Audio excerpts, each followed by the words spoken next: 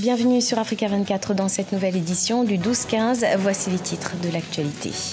Fin du suspense en République démocratique du Congo. Félix Tshisekedi proclamé vainqueur de la présidentielle.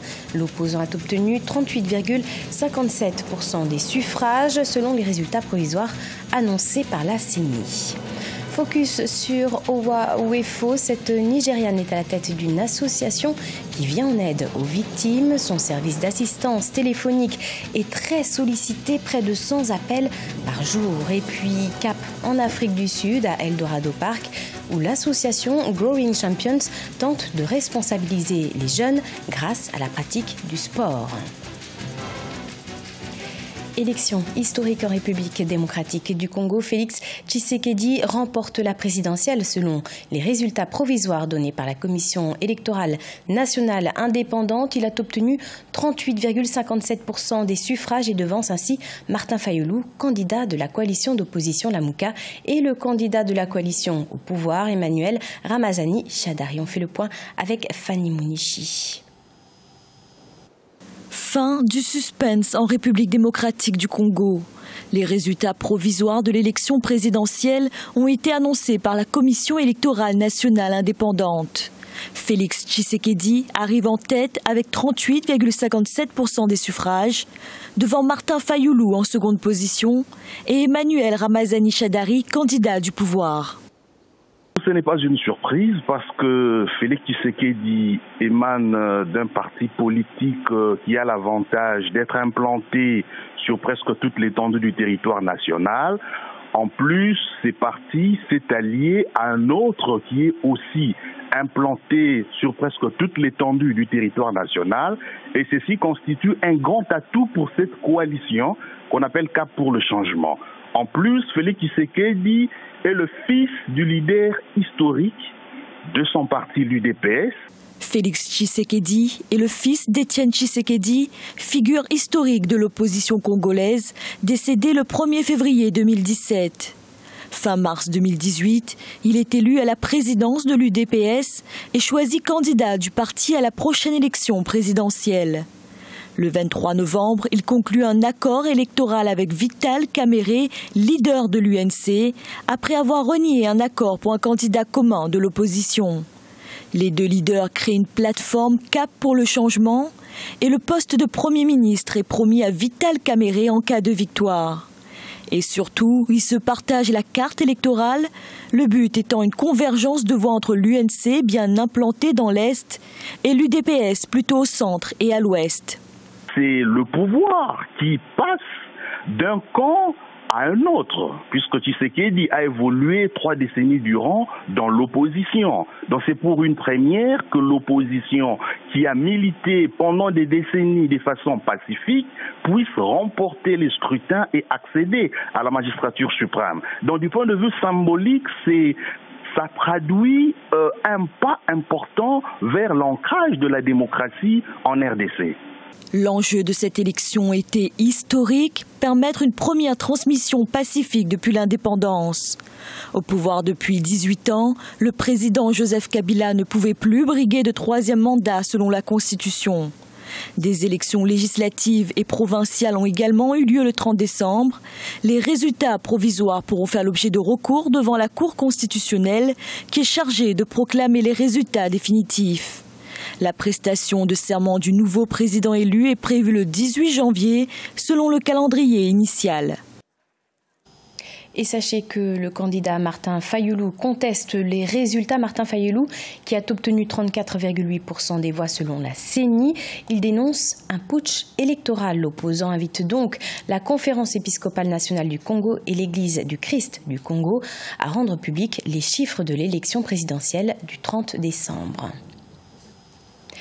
Le président camerounais Paul Biya a reçu ce 9 janvier 2019 au Palais de l'Unité à Yaoundé les vœux de Nouvel An de la part des membres du corps diplomatique et des corps constitués nationaux, la coopération sécuritaire, la lutte contre le réchauffement climatique et la question migratoire étaient au centre des échanges. Reportage Viviane Baouken, notre correspondante. Le président Paul Biya a reçu ce 9 janvier 2019 au Palais de l'Unité de Yaoundé les vœux de nouvel an des membres du corps diplomatique et des corps constitués nationaux. Une cérémonie durant laquelle le chef de l'État a profité pour faire le point sur l'état de la coopération avec ses partenaires étrangers. Il a également évoqué l'importance de renforcer la coopération sécuritaire internationale avec les pays du bassin du lac Tchad en proie aux actes terroristes. Repoussé hors de nos frontières, ce mouvement terroriste ne représente plus qu'une menace résiduelle qui nous oblige cependant à rester très vigilants. C'est pourquoi nous maintiendrons une étroite coopération avec les pays membres de la Commission du bassin du lac Tchad qui se sont engagés fin novembre à N'Djamena et mi-décembre à Abuja à ne pas baisser la garde. Le problème du réchauffement climatique a également retenu l'attention du chef de l'État Paul Biya, qui a d'ailleurs par la même occasion renouvelé l'engagement du Cameroun à respecter les accords de la COP21. Le réchauffement climatique continue de faire l'objet de vives discussions, même si une large majorité, dont fait partie le Cameroun, reste fidèle aux décisions de la COP21.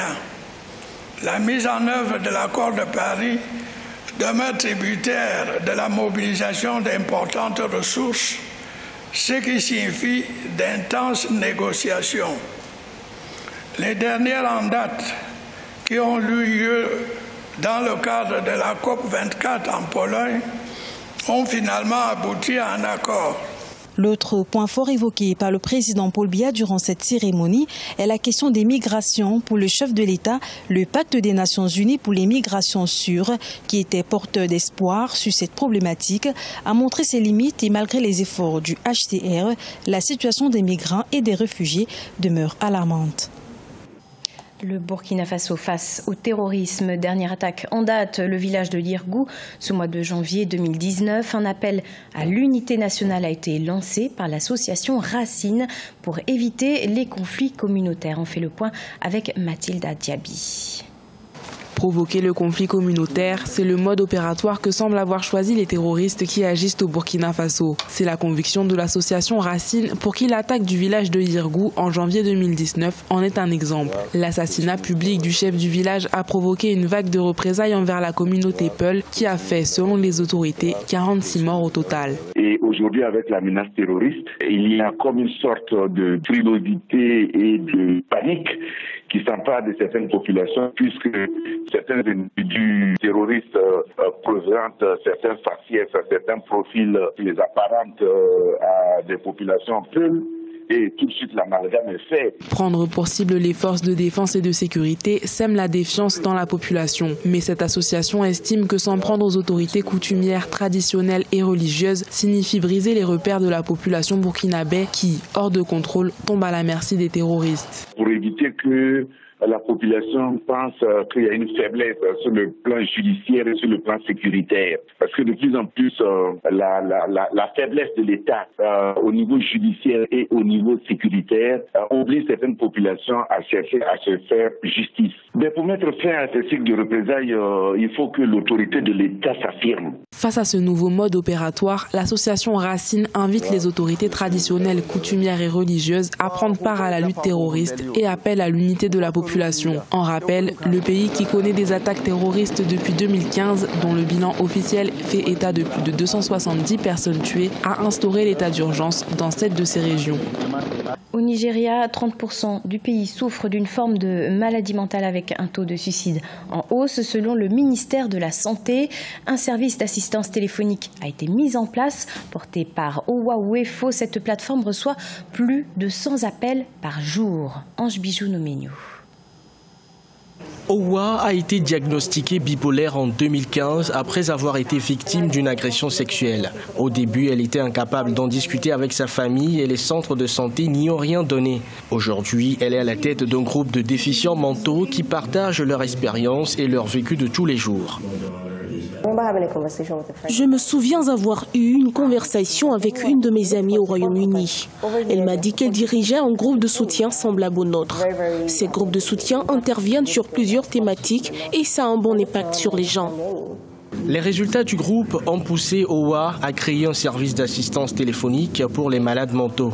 Toutefois, elle rencontre de nombreuses difficultés dans son travail, compte tenu du caractère tabou que revêt ce sujet au Nigeria. C'est un état d'esprit, un problème de croyance, un conditionnement de croyances et de valeurs profondément ancrées qui ont une influence sur notre réalité et qui nous permettent de surmonter les obstacles. Au Nigeria, les gens ne cherchent pas vraiment de l'aide.